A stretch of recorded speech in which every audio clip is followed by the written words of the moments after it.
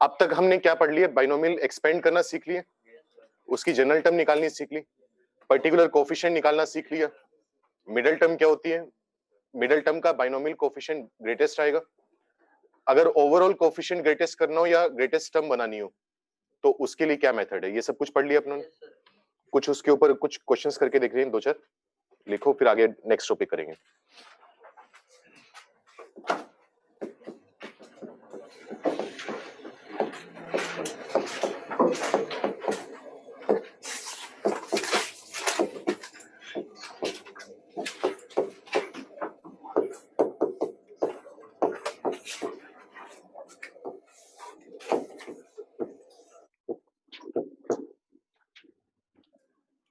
चलो, ये क्वेश्चन था बुकलेट में, तो हो सकता है तुम्हें टफ लगाओ, लेकिन है कुछ नहीं इसमें। लोग की एक दो प्रॉपर्टी पता होनी चाहिए, काम हो जाएगा। अगर ट्राई किया होगा तो शायद टफ लगा होगा।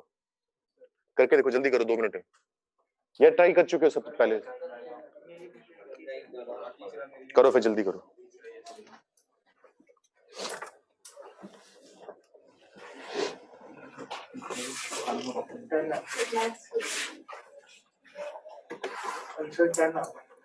पता नहीं, आंसर नहीं पता मुझे। देख लो बुकलेट कही, अगर तो फिर आंसर दिया ही होगा उसमें।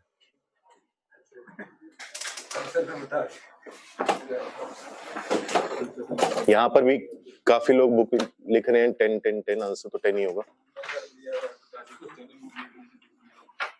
कर ले, सवाल कर ले। देख रहे बाद में देख लेंगे। चलो फिर कर ही लेते हैं। क्या होगा? छठी टर्म बतानी है। अगर T6 बताना होगा तो R की वैल्यू कितनी पुट करेंगे? 5। तो 8C5 आएगा। अगर 8 में से 5 सेपरेट करेंगे तो कितना बचेगा? 3। वो आएगी पहले नंबर की पावर में। जो सेकंड नंबर है x के log x to the base 10, इसको कितनी पावर मिलेगी? 5। कितना आ गया? 5600। 8C5 की वैल्यू निकाल सकते हैं। सॉरी, कितनी आएगी? 56। मेडिकल क्यों? जाते हुए बंद कर देना। अगर इस नंबर की पावर 3 करेंगे तो पावर्स मल्टीप्लाई होंगी।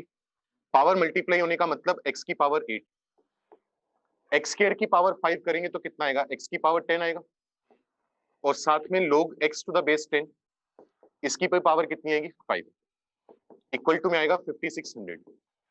सही है? 56 से ये कटेगा, कितना बचा? 100।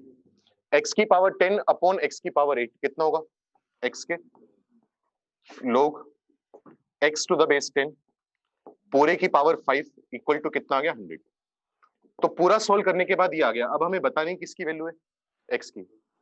अच्छा, इस इक्वेशन को सोल्व कर सकते हैं अपने? इस इक्वेशन को सोल्व कर सकते हैं नहीं?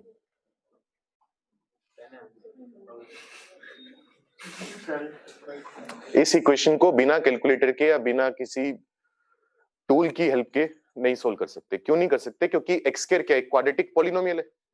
log x to the base 10 क्या होता है? एक लॉगरिदमिक फंक्शन होता है।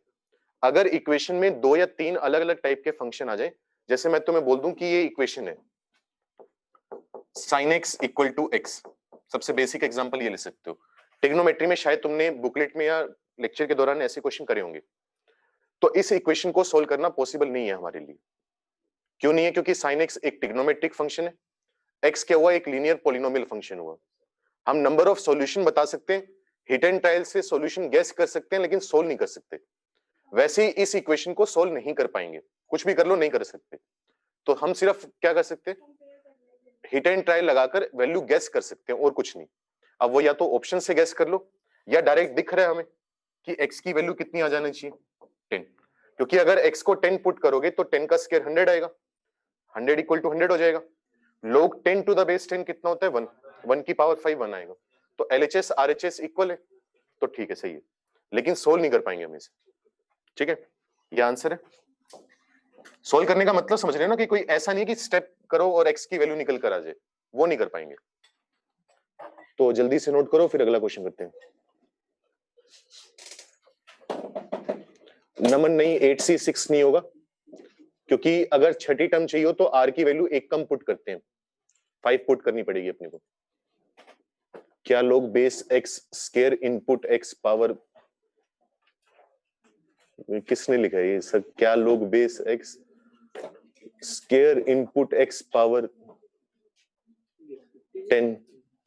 नेक्स्ट क्वेश्चन लिखो।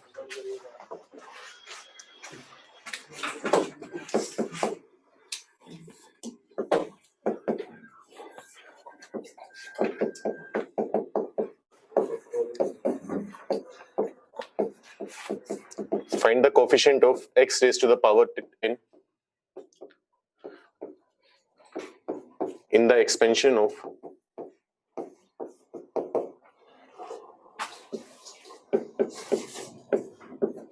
समझ में तो आ रहा है ना क्या कर रहे हैं इस चैप्टर में? थोड़ा बहुत तो। बाकी बंदा रखा हुआ है समझने के लिए।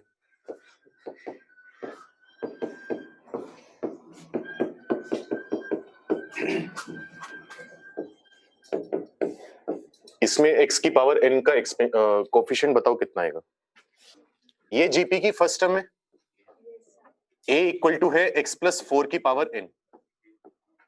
बार बार तुम नोटिस करो किससे मल्टीप्लाई कर रहे हैं अपने, x minus 1 upon x plus 4 से। चेक करो इसी से मल्टीप्लाई हो रहा है बार बार। अच्छा, नंबर ऑफ टर्म्स बता सकते हैं कितनी आएगी?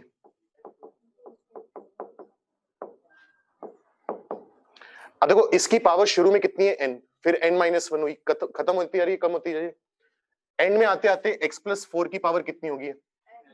0 होगी ना, उसके नीचे लाइन मार दी तो वो n होगी।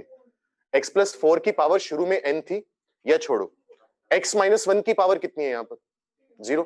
0 से लेकर n तक गए हैं तो नंबर ऑफ टर्म्स कितनी होंगी? n plus 1। जब 1 से n तक नंबर्स लिखते हैं तो n नंबर्स आते हैं, 0 से n कितने आएंगे? एक ज्यादा आएंगे। इसका सम निकाल सकते हैं, फॉर्मूला पता ही है अपने को, a इंटू में कितना आएगा? 1 माइनस r यानी कॉमन रेशियो कितने? x minus 1 upon x plus 4, और पूरे की पावर कितनी आएगी? नंबर ऑफ टर्म्स यानी n प्लस 1 अपॉन में कितना आएगा? One minus r. 1 minus r का मतलब 1 minus x minus 1 upon x plus 4। Simplify करना चालू करें थोड़ा, क्या बनेगा? x प्लस 4 की पावर n आएगा। इसका एलसीएम ले सकते हो, ब्रैकेट के अंदर कितना बनेगा? x प्लस 4 की power n minus sorry n plus 1 आएगा, x माइनस 1 की पावर n प्लस 1। नीचे एलसीएम में कितना आ जाएगा? x प्लस 4 की पावर n प्लस 1। जब नीचे एलसीएम लोगे तो x प्लस 4 में से x माइनस 1 सब्ट्रैक्ट हो जाएगा, कितना बचेगा? 5 अपॉन x प्लस 4। सोच के देखो, मैं ये कह रहा हूं कि यहां पर ऊपर पावर n है, नीचे n प्लस 1, और यहां पर x प्लस 4, पूरा कट जाएगा या नहीं कटेगा? कट कटाकर सिर्फ इतना बचा, कितना आ गया? x प्लस 4 की power n plus 1 minus x minus 1 की पावर n प्लस 1, और अपॉन में कितने? 5। अब इस पूरे में से हमें किसका कोफिशिएंट चाहिए? x की पावर n का। निकाल सकते हैं। जो अपॉन में 5 है वो तो चलेगा ही चलेगा ना, उसका तो कुछ कर नहीं सकते। तो कोफिशिएंट निकालते वक्त हम क्या लिखेंगे? 1/5 तो आएगा ही आएगा। अब यहां पर टोटल पावर कितनी है? n plus 1। हमें x को कितनी पावर देनी है? अब टोटल n प्लस 1 पावर थी, x को n पावर दे दी, बाकी बची हुई पावर किसको मिलेगी? 4 को मिलेगी। कितनी पावर मिलेगी 4 को? 1 माइनस। इसी तरीके से यहां पर टोटल पावर कितनी है? n plus 1। x को कितनी पावर देनी है? अब x को n पावर दे दी, बाकी बची हुई पावर किसको मिलेगी? -1 को। समझ में आया ये? 1/5 n प्लस 1 cn, इसको मैं डायरेक्ट n प्लस 1 लिख दूं? n प्लस 1 cn कितना होगा? n प्लस 1 ही होगा। इंटू में कितना आ रहा है? 4। ये वाला माइनस और ये वाला माइनस मिलकर प्लस हो जाएगा। अगर सिंप्लीफाई करोगे तो कितना आ जाएगा? n plus 1। मतलब आंसर तुम्हारा सही था। ठीक, कोई दिक्कत है इसमें? आ गया समझ? नोट करो जल्दी से। हाँ भाई सर, जितने भी टर्म्स हैं सर, तो सब में से x की पावर n का कोएफिशिएंट सर 1 आ रहा है सर। हाँ, वो भी कर सकते हैं, लेकिन इस तरीके से करवाने के पीछे मेरा पर्पस ये था कि यहाँ पर तो चल ठीक है n आ रहा है, लेकिन मान ले वो x की पावर 4 का कोफिशिएंट पूछ लेता, वो तेरी बात बिल्कुल सही है, यहाँ पर वो छोटा तरीका भी काम कर जाएगा और वही करना चाहिए था अपने को। लेकिन जो जिस वजह से मैंने क्वेश्चन करवाया है वो ये पर्पस से करवाया है कि तुम्हें ध्यान में आ जाए कि हाँ ऐसा जीपी का एक सवाल बनता है कि जीपी इस तरीके से बनाते हैं, उसमें फिर पहले जीपी का सम निकालना पड़ता है फिर काम करते हैं। बात तेरी बिल्कुल ठीक है, उससे आसान भी हो जाएगा, एक लाइन में आंसर आ जाएगा। लेकिन वही अगर x की पावर 4 का पूछ ले या x की पावर n-7 का पूछ ले, तब हमें फिर यही तरीका अपनाना पड़ेगा। ठीक है, वहां पर फिर हम वो जुगाड़ नहीं लगा पाएंगे। ठीक है, n+1 टर्म्स कैसे आई भाई? देख, यहां पर शुरू में x-1 की पावर 0 है, फिर x-1 की पावर 1 हुई, फिर 2 हुई और आखिरी में हुई n। तो अगर x-1 की पावर के बारे में बात करें तो वो 0 से स्टार्ट होकर n तक जा रही है। अगर मैं तुझसे बोलूं कि 1 से लेकर 5 तक कितने नंबर आएंगे तो तू क्या बोलेगा? 5 नंबर आएंगे। अगर 0 से 5 तक बात करें तो कितने नंबर आएंगे? 6। तो अगर 1 से n तक n नंबर्स आते हैं तो 0 से n तक n+1 टर्म्स आती हैं, इसलिए नंबर ऑफ टर्म्स n+1 हुआ। ये नहीं कि क्वेश्चन में n दिख रहे तो नंबर ऑफ टर्म्स n ही होंगी। और अच्छी बात ये कैलकुलेशन कुछ ज्यादा है नहीं, ये तो बड़ा बड़ा लिखना पड़ रहा है, इसलिए 3-4 लाइन में सवाल हो जाता है लगभग इसका। बस वो है कि अगर 15C4 निकालना पड़ जाए तो थोड़ा मल्टीप्लाई करना पड़ता है। लास्ट स्टेप में तो यही करा है भाई कि 4n + n 5n होता है, 5n को 5 से डिवाइड करेंगे तो n आएगा, 4 + 1 5 होता है। देख 1 2 3 4 और 1 5, तो 5 को 5 से डिवाइड करेंगे तो कितना आएगा? 1 आएगा।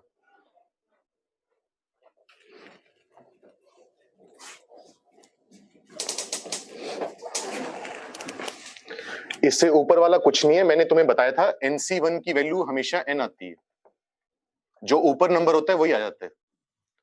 तो अगर n+1 Cn है, इसको पलट कर देख सकते हैं।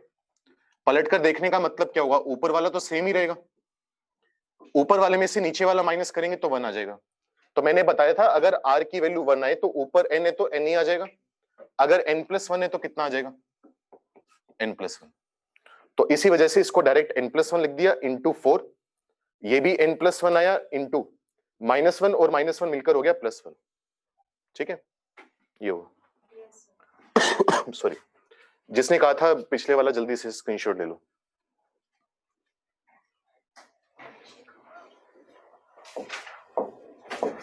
नेक्स्ट क्वेश्चन लिखो।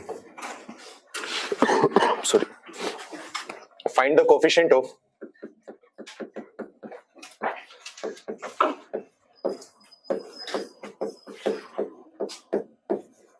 x raised to the power 18 in the expansion of sigma r equal to 0 to 70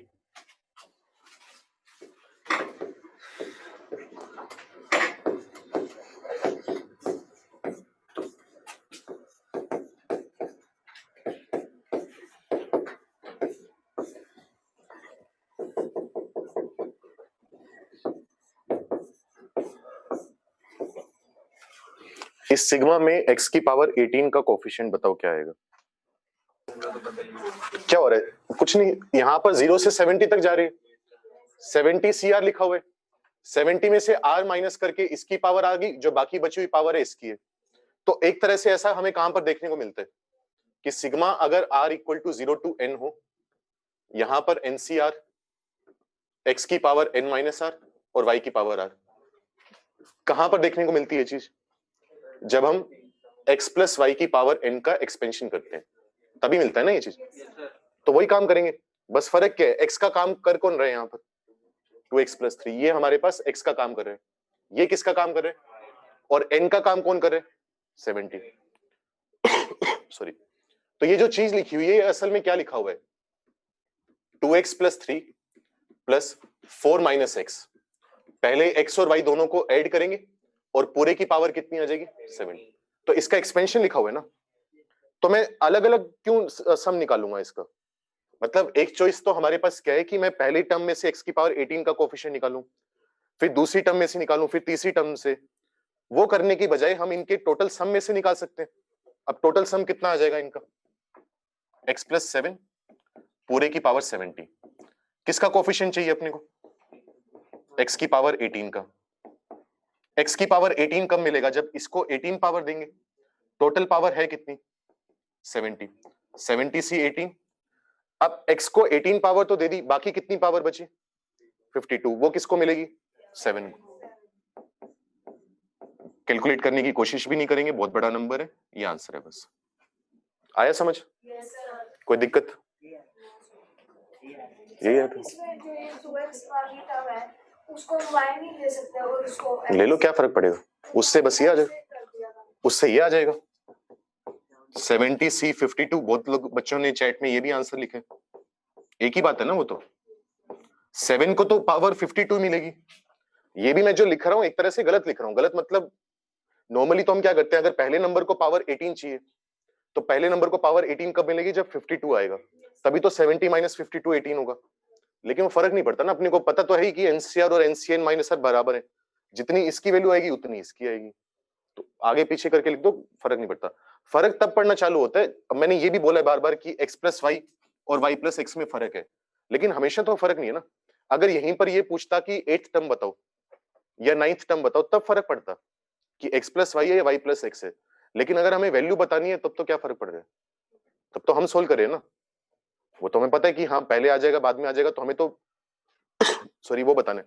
अब वो पूछता है कि x की पावर 18 वाली टर्म बताओ कौन सी पोजीशन पर होगी। पहली बात तो क्वेश्चन पूछेगा ही नहीं, क्योंकि लिखने के दो तरीके हो गए, या तो x प्लस 7 हो गया या 7 प्लस एक्स हो गया। लेकिन अगर मान लो वो पूछता कि x की पावर 18 कब आएगा, तो हम क्या कहते? तब हम ये कहते कि x की पावर 18 तब आएगा जब r की वैल्यू 52 पुट करेंगे तो 53rd टर्म होगी। वहां पर फर्क पड़ता है कि पहले कौन बाद में कौन, नहीं तो कोई अंतर नहीं है। एक क्वेश्चन होमवर्क दे रहा हूं, फिर नेक्स्ट टॉपिक स्टार्ट करते हैं अपना।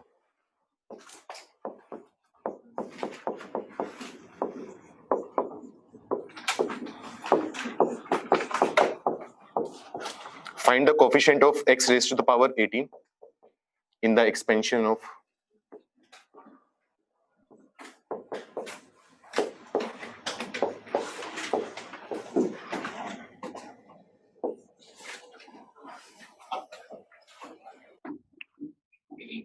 एक मिनट रुको।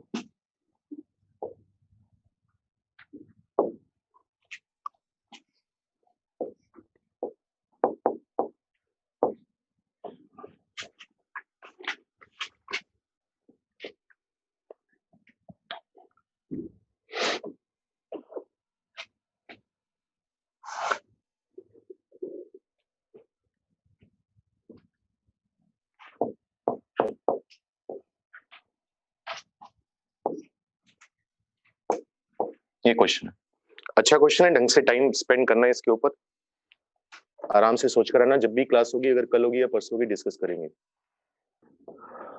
अब तुम नोटिस करोगे पिछले 7-8 लेक्चर में या पिछले 4-5 लेक्चर में, जब से हमने बाइनोमियल थ्योरम स्टार्ट किए, हमने हर जगह जो एक्सपेंशन किए वो x प्लस वाई की पावर n का किए।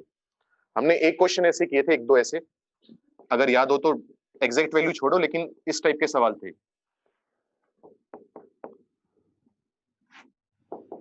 और जैसे ही ये क्वेश्चन आया था, हमारे हाथ खड़े हो गए थे कि हम इसका एक्सपेंशन नहीं कर सकते। क्यों नहीं कर सकते? क्योंकि ये बाइनोमियल नहीं बचा। अभी तक हमने सिर्फ बाइनोमियल का एक्सपेंशन करना सीखा है, अगर दो टर्म ऐड हो रही हो या उनका डिफरेंस लिखो। अगर 3 टर्म आ जाए, 4 टर्म आ जाए, तब कैसे एक्सपेंड करते हैं, अब वो सीखेंगे। ठीक है, तो भले ही चैप्टर का नाम बाइनोमियल है, लेकिन अब हम लिखेंगे मल्टीनोमियल थ्योरम। जैसे क्वाड्रेटिक में क्यूबिक के भी क्वेश्चन करे थे ना तुम लोगों ने, वैसे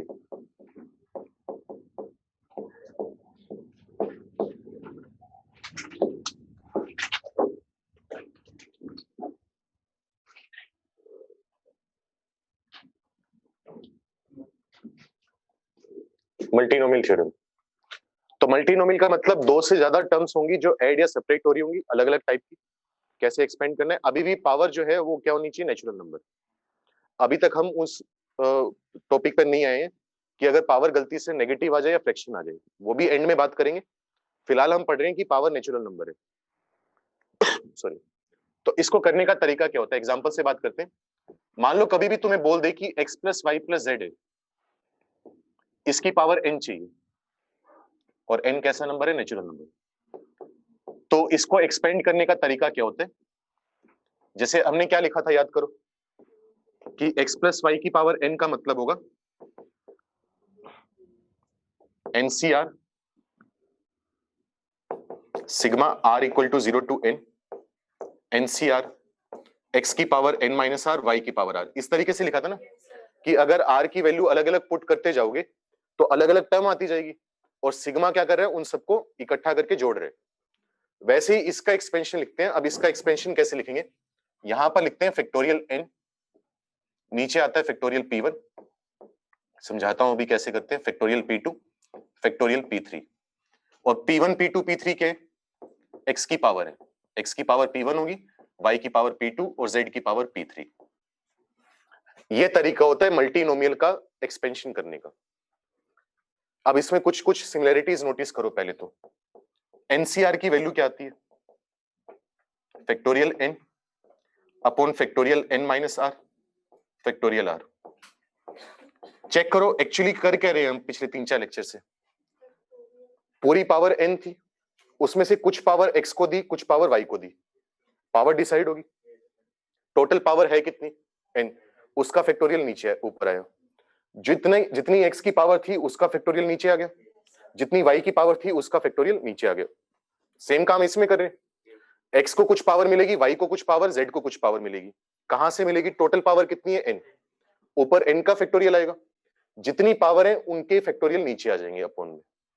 ठीक है, प्रूफ इसका भी कर नहीं सकते, बहुत ही सिंपल प्रूफ है, लेकिन तब तक नहीं कर सकते जब तक कि पीएनसी की बेसिक नॉलेज ना हो। तो वो टेंशन मत लो, जब पीएनसी होगा तब करवा देंगे। ठीक है, याद दिला देना बस, बाकी पीएनसी पढ़ने के बाद खुद भी कर सकते हो, लेकिन ऐसा नहीं है कि ये हमेशा कर सकते हो।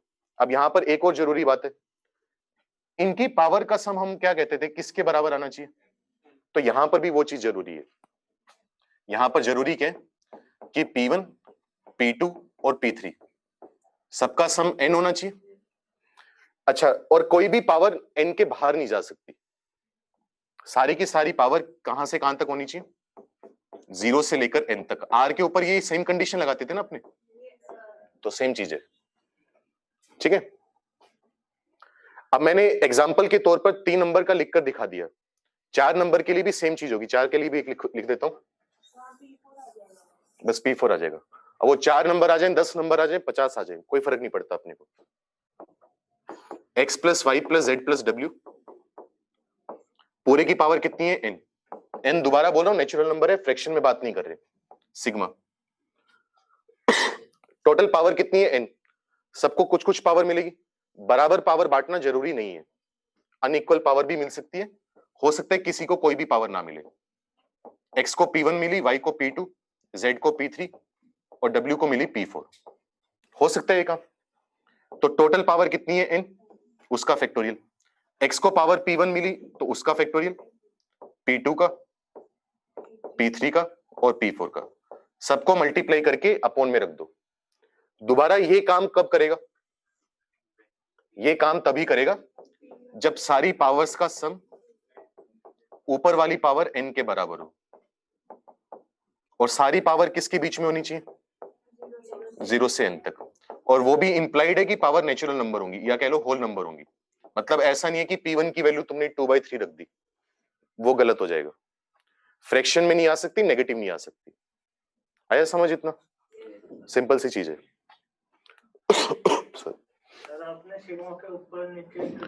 वो कंडीशन लिखने का मतलब नहीं ना, वहां पर तो r 0 से n होता है, एक वेरिएबल होता है, यहाँ पर तो अलग अलग वेरिएबल है। P1 भी 0 से n जाएगा, P2 भी 0 से n जाएगा। अगर तू लिखना ही चाहे प्रॉपर तरीका, तो मतलब प्रॉपर क्या, वो कंडीशन हमने बाहर रख दी बस। अगर तू लिखना ही चाहे तो इस तरीके से लिखते हैं, फिर बड़ा सा सिग्मा लगाना पड़ता है।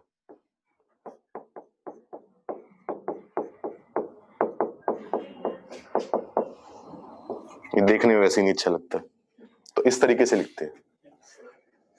बस एक ही कंडीशन, हाँ, बाकी भी कंडीशंस हैं, वो अपने को पता है ना क्या क्या है। सर इसको ऐसे अगर ये लगातार टर्म्स आई तो इसको ऐसे लिख सकते हैं 0 से P4 0 से, समझाने में क्या करिए, 0 और P4 अगर लगातार है, एक वेरिएबल ही है ना, वहां पर एक वेरिएबल होता है, मैं वही बता रहा हूँ। r होता है जो 0 से n जाता है, यहाँ पर 4 वेरिएबल है, P1 P2 P3 P4, हर टर्म में पावर चेंज होगी, तो वो नहीं लिखेंगे, वो नहीं लिखते। Is NPR needed in proof how power will be distributed? NPR कहां पर लिखा हुआ है मैंने? बच्चे अगर तू एनपीआर ये बोल, अब समरी तक तो मुझे पता नहीं लड़का है लड़की है, मैं लड़का मान के चल रहा हूँ। तो अगर इसकी बात चल रही है तो इसकी value factorial n upon factorial n minus r होती है। बाइनोमियल में जानबूझकर नहीं पढ़ा है क्योंकि किसी काम का नहीं है। पीएनसी में भी बस लिखवा देते हैं, पीएनसी में भी किसी काम का नहीं होता। सिर्फ इस काम आता है कि अगर ऑप्शन एनपीआर में दी हो तो कैसे करते हैं। काफी गंदी चीज है, काफी खतरनाक चीज है, इसमें कभी भी हाथ गंदे नहीं करने अपने, क्वेश्चन गलत हो जाते हैं इससे। बाकी जो सेकंड लाइन लिखी है how power will be distributed, बिल्कुल वही काम चल रहा है। मल्टीनोमियल थ्योरम यही होती है कि n आइडेंटिकल ऑब्जेक्ट्स को r लोगों में डिस्ट्रीब्यूट करने के कितने तरीके हैं, वहीं से ये चीज आई है। सॉरी, n डिस्टिंक्ट ऑब्जेक्ट्स को।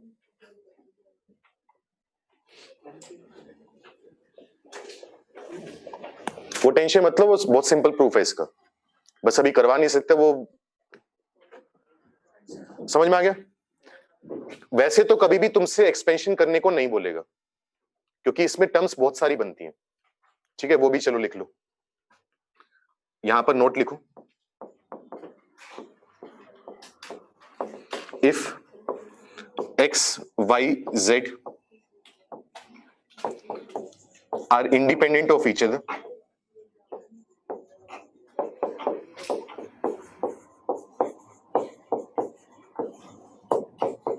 then the number of terms is equal to, एक मिनट रुको,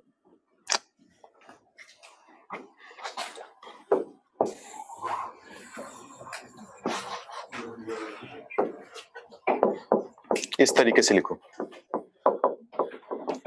if x1, x2, x3 up to xr, ये क्या बोले? x1, x2, x3, xr क्या है?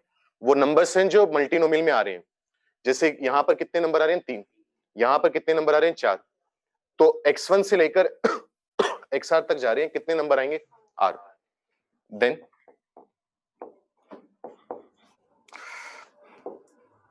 क्या r independent of,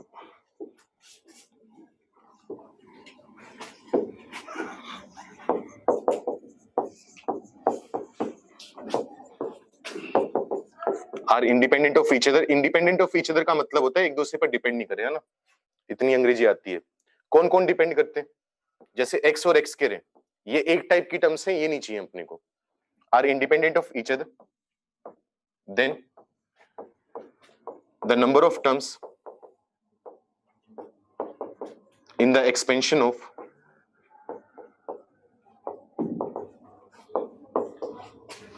x1 plus x2 up to xn xr।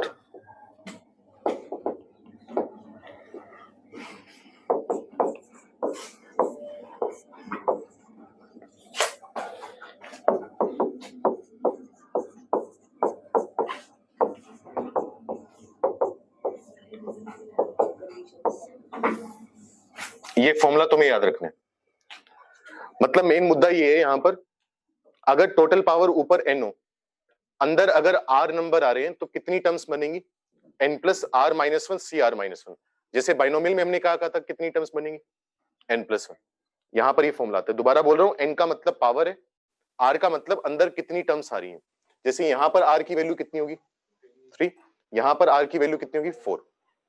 ये चीज है। और एक्सपेंशन करने को तुम्हें कभी भी नहीं बोलेगा क्योंकि बहुत सारी टर्म्स आ जाती हैं।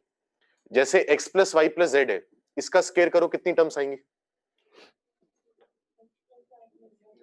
पता है ना, फॉर्मूला पढ़ा हुआ है बचपन में। 6 टर्म्स आती हैं, x square plus y square plus z square plus 2xy plus 2yz plus 2zx। तो सिर्फ स्क्वायर करने से ही 6 टर्म्स आ रही हैं। अगर तुम पावर 10 करोगे तो बहुत सारी टर्म्स आ जाएंगी। कितनी आ जाएंगी?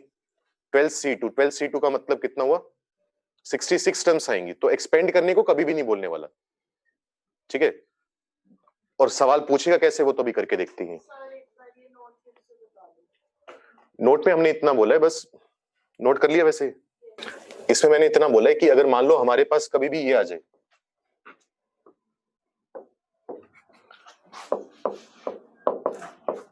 number of terms in the expansion of x plus y plus z raised to the power 10. अब जब इसको एक्सपेंड करेंगे तो बहुत सारी टर्म्स आएंगी ना अपने पास, कितनी आएंगी कभी कभी ये पूछ लेते हैं, ठीक है, क्योंकि इसमें ज्यादा हाथ पैर मार नहीं सकता क्योंकि इसके सवाल बहुत बड़े जाते हैं, तो इसमें बेसिक बेसिक क्वेश्चंस ही पूछता है अपने से। तो नंबर ऑफ टर्म्स कितनी आएंगी, तो उसका फॉर्मूला लिखा है हमने। तो फॉर्मूला क्या है, n plus r minus one c r minus one. तो क्या करेंगे, n का मतलब क्या है, जो जितनी पावर है 10 पावर है, r का मतलब अंदर कितनी टर्म्स है 3, तो r की वैल्यू 3 पुट कर देंगे, n की जगह 10 r की जगह 3 वैल्यू पुट करी, कितना आ गया 12c2 आ गया। और 12c2 कितना होते हैं, तो इसको एक्सपेंड करेंगे तो 66 अलग अलग टर्म्स मिलेंगी अपने को, तो उसका फॉर्मूला बन गया बस, ठीक है। n का मतलब पावर, r का मतलब अंदर कितनी टर्म्स आ रही है। डायरेक्ट फॉर्मूला याद करने, कहां से आया वो पीएनसी में पढ़ेंगे, ठीक है। इसका प्रूव करते हैं इस फॉर्मूले का, हो गया। ये व्हाइट वाला मत लिखना, ये वैसे ही समझाने के लिए लिखे। टाइम हो गया, क्यों देख मैसेज आ रहे हैं, आ गया लिंक, अभी भी नहीं है, अच्छी बात है, क्या तक क्लास ही ना हो। अच्छा पहले रविशंकर सर की है फिर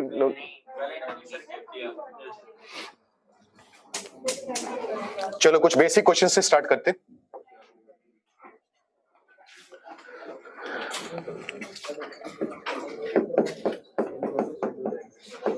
find the coefficient of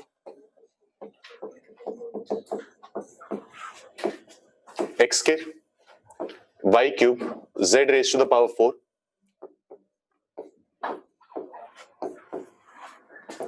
in the expansion of 2x minus y plus 3z raised to the power 9। जब इसको एक्सपेंड करेंगे तो इस टर्म का कोएफिशिएंट कितना आएगा,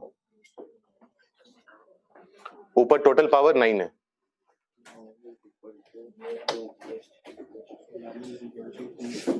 तेजस्वी कह रहे हैं फिजिक्स का मन नहीं है बच्चे,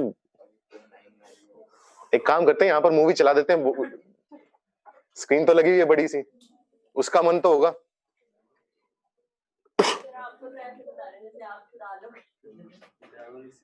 नहीं अभी एक दिन पहले बताओ तो क्या पता बात भी कर लूं सर से, वॉर चला दो, क्या वॉर मूवी है ये कि कोई नहीं, ये कह रहा है वॉर चला दो।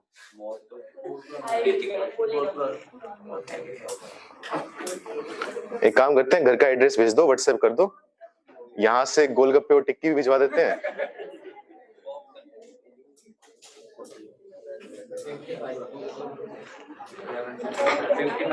पांच बजे किसकी क्लास है भाई तुम्हारी? नहीं गुरुकुल वाले कह रहे हैं हमारी क्लास है, गुरुकुल वाले कह रहे हैं हमारी क्लास है। फिजिक्स की तो नहीं हो सकती, वो तो मैंने विशाल सर को से बात होगी थी हमारी दोनों की। अरे तुमसे बात नहीं कर रहा, विशाल सर हैं गुरुकुल में पढ़ाते हैं,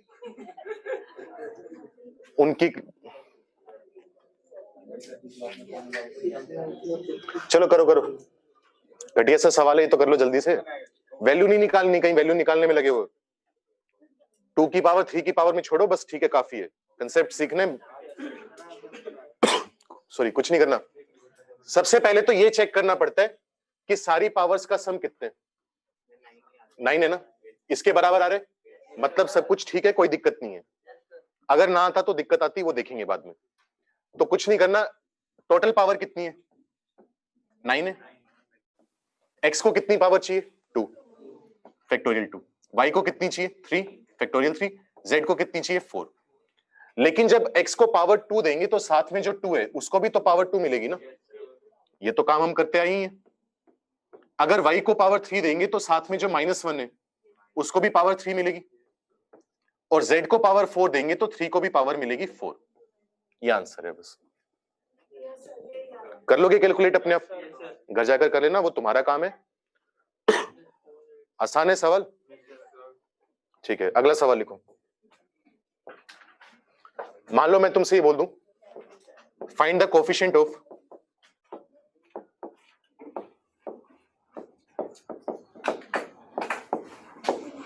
एक्स के वाई की पावर 7 है और z की पावर है 6।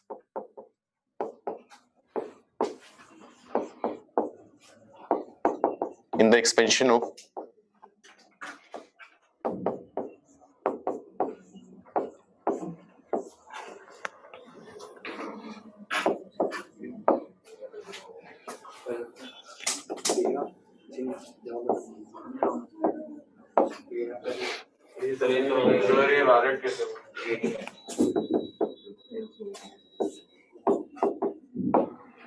इसमें इस चीज का कोफिशिएंट बताओ कितना आएगा। अब क्या करेंगे, देखो हमें चाहिए कितना एक्स स्क्वायर। एक्स स्क्वायर का मतलब एक्स को कितनी पावर देनी पड़ेगी 2। हमें चाहिए y की पावर 7, तो y को कितनी पावर देनी पड़ेगी 7। अब हमें चाहिए तो z की पावर 6 है, लेकिन अंदर कितने z स्क्वायर है ना, तो z को पावर ना मिलकर किसको पावर मिलेगी, तो तुम z स्क्वायर की पावर डिसाइड करोगे ना कि z की। भले ही बाहर हमें चाहे z की चाहिए। अब z स्क्वायर को क्या पावर दें कि 6 बन जाए 3। अब चेक करो इन सब पावर्स का, कौन सी पावर्स का, 2 का, 7 का और 3 का सम 15 आ रहा है, नहीं आ रहा, नहीं आ रहा। अगर नहीं आए, सम बराबर ना आए, या तो ज्यादा आ जाए कम आ जाए फर्क नहीं पड़ता, मेन मुद्दा है अगर बराबर ना आए तो इसका मतलब ये वाली टर्म हमें एक्सपेंशन में नहीं मिलेगी, ये वाली टर्म एक्सपेंशन से गायब होगी। अगर कोई टर्म एक्सपेंशन से गायब है तो उसका कोफिशिएंट कितना आएगा, 0 आएगा। तो कोफिशिएंट ऑफ एक्स के y की पावर 7 z की पावर 6 इक्वल टू 0। रीजन क्या है इसके पीछे, क्योंकि इन पावर्स का सम 15 नहीं आ रहा। तो ये नहीं कि जोश में आके कि आसान सवाल आ गया और जैसे वो मैडम बता रही थी फैक्टोरियल 15 अपॉन फैक्टोरियल 2 और वो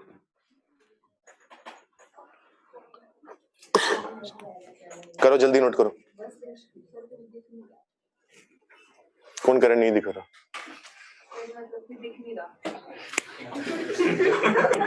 क्या नहीं दिख रहा इसमें, इतना बड़ा बड़ा तो लिखा हुआ है।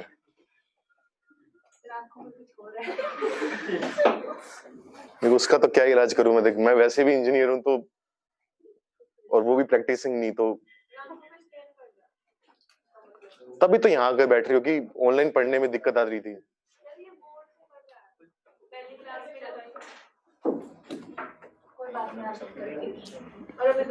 नहीं रिफ्लेक्शन वगैरह पढ़ रहे हो उस वजह से दिक्कत आ रही है, इससे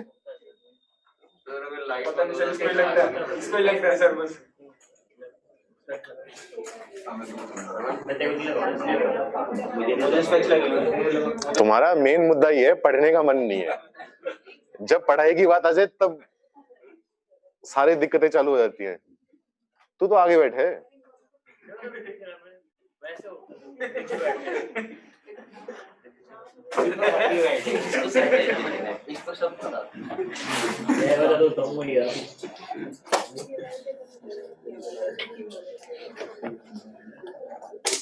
नमन भाई, तो शायद गुरुकुल का है अगर मुझे सही पता है तो,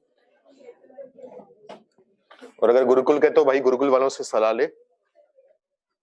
मैं बोल दूं कि आना चाहिए नहीं आना चाहिए, वहां पर विपिन सर पढ़ाएंगे तुम्हें वो। चलो अगला सवाल लिखो।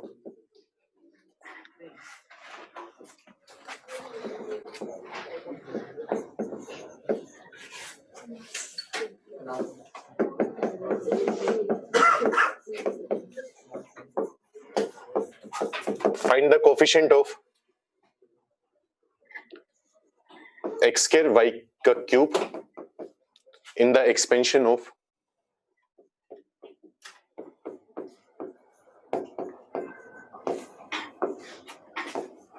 जल्दी से बताओ, सिंपल सवाल है बहुत, सबकी पावर डिसाइड करनी है। माइनस एक्स को कितनी पावर दें कि 2 आ जाए, 2 पावर दोगे तो माइनस एक्स का तो होना चाहिए स्क्वायर। 2y को कितनी पावर दें कि y क्यूब आ जाए 3। z चाहिए हमें यहां पर, तो z की कितनी पावर आएगी 0। अब लेकिन दिक्कत यह है कि सारी पावर्स का सम 7 नहीं आ रहा। 7 क्यों चाहिए, क्योंकि ऊपर 7 लिखा हुआ है। तो टोटल बांटने के लिए कितनी टॉफी थी अपने पास, कितनी पावर थी 7। कितनी पावर बांट चुके हैं 5। कितनी टॉफी बची 2, वो किसको दे देंगे क्योंकि इसको पावर 2 दे भी दें तो कोई फर्क पड़ेगा? एक्स वेरिएबल तो वही आएंगे ना, एक्स और वाई। अभी भी x square into y cube की टर्म बनेगी। अब क्या लिखने वाला हूं मैं? ऐसे नहीं पता मुझे, कुछ भी अपने मन से लिख रहा हूं मैं सवाल, प्लस माइनस मल्टीप्लाई डिवाइड वो तुम करते रहो। अब इसका कोफिशिएंट चाहिए, क्या होगा? टोटल पावर कितनी है? 7 है। 1 को कितनी पावर देनी है? 2। इसको कितनी पावर देनी है? 2, फिर 3, और फिर कितनी देनी है? 0। ये आएगा। लेकिन जब ये पावर्स डिस्ट्रीब्यूट करेंगे तो 1 की पावर 2 भी आएगा, वो भी लिखना पड़ेगा। x के साथ जो -1 है उसको भी पावर 2 मिलेगी, और जो 2 है उसका क्यूब भी आएगा। नोट्स जब बनाओ तो प्रॉपर लिख लिया करो, क्योंकि बाद में जब नोट्स पढ़ोगे तो याद आ जाएगा कि ये काम भी करना होता है। क्योंकि मान लो तुमने 1 की पावर 2 नहीं लिखा, क्योंकि हमें पता है 1 होता है, लेकिन मान लो यहां पर मैं 1 की जगह 3 लिख देता तो फर्क पड़ता ना उस चीज से। तो वो नोट्स में लिखा होगा प्रॉपर, तो बाद में याद आ जाएगा। तो कैलकुलेट कर लेते हैं कितनी होती है। फैक्टोरियल 0 कितना होता है? 1 होता है। फैक्टोरियल 7 कितना लिखवाया था? 5040 अपॉन में आएगा 4 × 6, ये तो गायब हो गया, इंटू में कितना आ गया? 8। तो ये हो जाएगा 5040 अपॉन 3, आंसर आ जाएगा 1680। जिसका आ रहा था सही आ रहा था, नहीं आ रहा था अपनी गलती देख लो। किसका आया था? सही। लिंक आ गया, देखना कितने बजे क्लास है? 5 बजे है। 5 मिनट और रुको, फिर छोड़ रहा हूँ।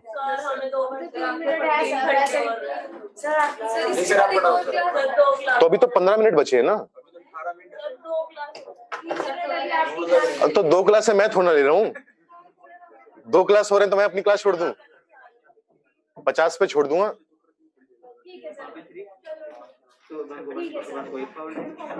नोट्स बना रही है लास्ट में? नोट्स नहीं बना, पिछले लेक्चर की भी नहीं बनाए? ये कितनी देर तक चल जाएंगे ये नोट्स? आगे? अच्छा ठीक है। पिछले चैप्टर्स के तो बना रखे हैं ना, जो पैराबोला, स्ट्रेट लाइन। ठीक है।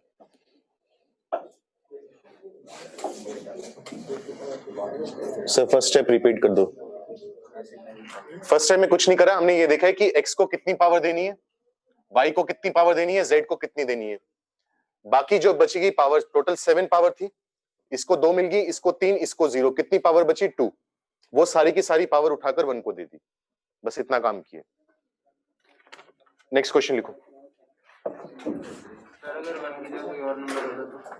तो जैसे मान ली 3 होता तो 3 को पावर 2 मिल जाती। अब 3 को पावर 2 दे भी दें तो फर्क नहीं पड़ता ना, क्योंकि वेरिएबल तो यही रहेगा। मेन तो हमें वेरिएबल वाला पार्ट सेम रखना है।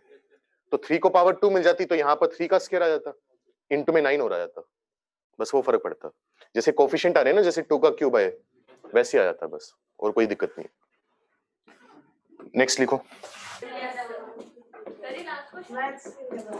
देखते हैं, लास्ट है, सेकंड लास्ट है, थर्ड लास्ट है। If the number of terms in the expansion of,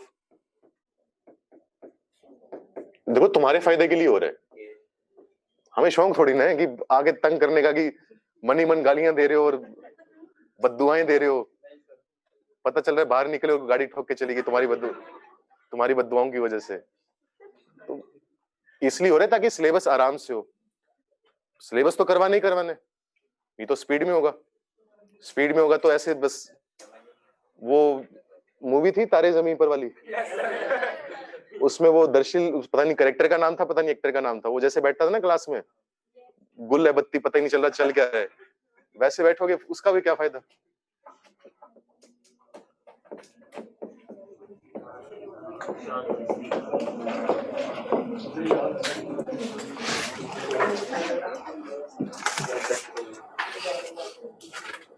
यही तो दिन है, यही दिन तो बाद में याद आएंगे, ऐसी तो यादें बनती हैं। तुम में से कोई नहीं है जो स्टैंड अप वगैरह देखते हो? ये वाला किसका है? ये ये इसलिए मैं जानना चाह रहा था, पढ़ लिया करो, अभिषेक उपमन्यु, पढ़ लिया करो। सॉरी, हाँ 7 आ रहे। चलो एक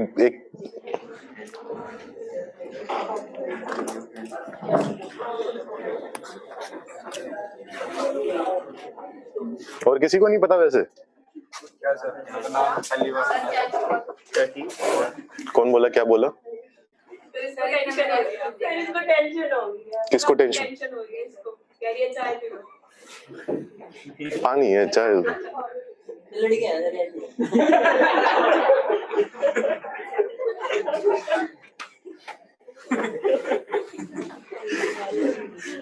करो जल्दी करो, लास्ट क्वेश्चन है, जल्दी कर लो।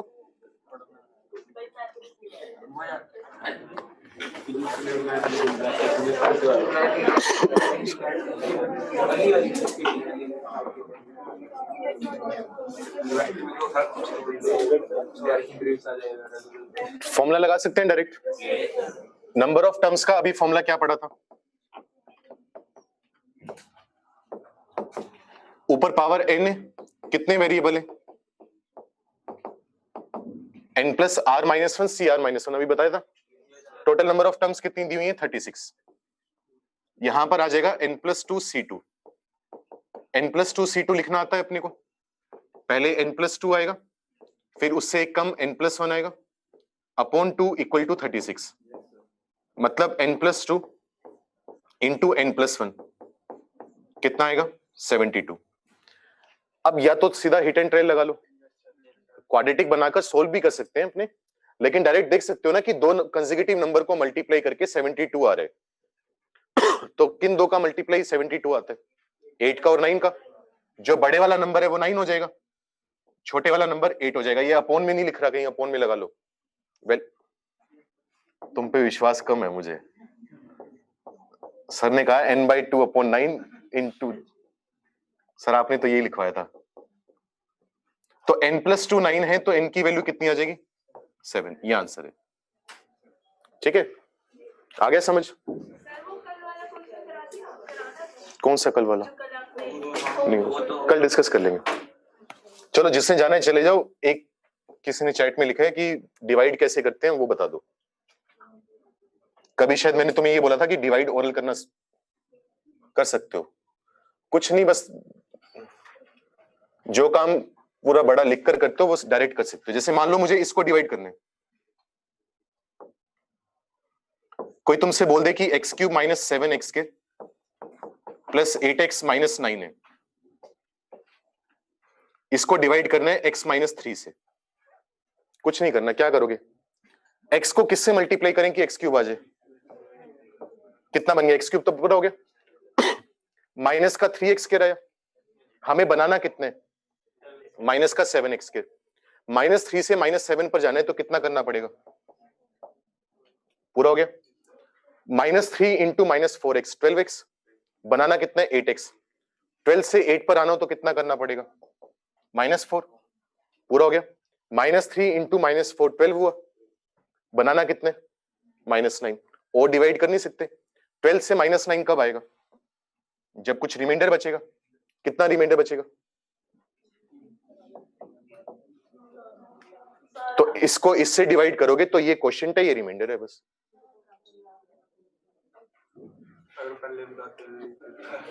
क्या? तो जो चीज लिख के करते हैं बस उसी को ओरल करें। एक एग्जांपल और दे देता हूं, किसी की इच्छा हो कुछ बोलने की?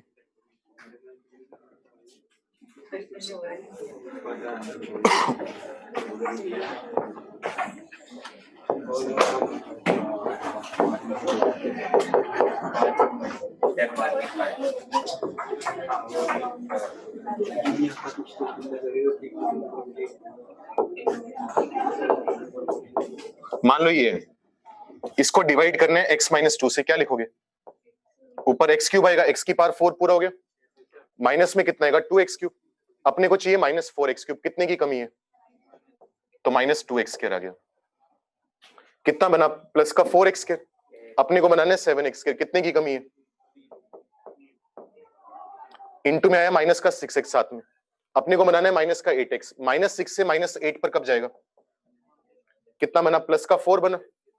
अब और तो डिवाइड कर नहीं सकते सॉरी, बना है 4, बनाना कितने? 11। 4 से 11 तक पहुंचने का तरीका?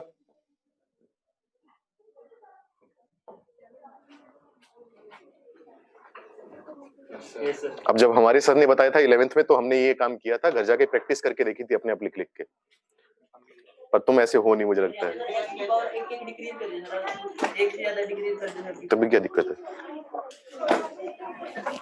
भाई? जिसने जाना है जा सकता है। 1 मिनट रुक जाओ, बस इसको बता दूं।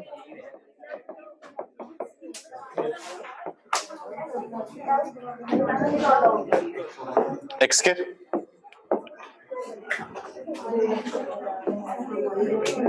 क्या गया? साथ में कितना बनेगा? एक्स स्क्वायर बनेगा। X into x square, x cube हुआ ना। 1 इंटू एक्स स्क्वायर कितना होगा? एक्स स्क्वायर होगा। हमें चाहिए एक्स स्क्वायर, सारा गायब करने। एक्स स्क्वायर का कोएफिशिएंट कितना है? 1 है, गायब हो गया, क्योंकि minus x into x minus x square होते हैं। माइनस एक्स इंटू 1 कितना होता है? Minus x. हमें बनाना कितना है? माइनस का 7x। कितना लिखना पड़ेगा? पूरा हो गया। -6 आएगा। बनाना कितने? कितना ऐड करना पड़ेगा?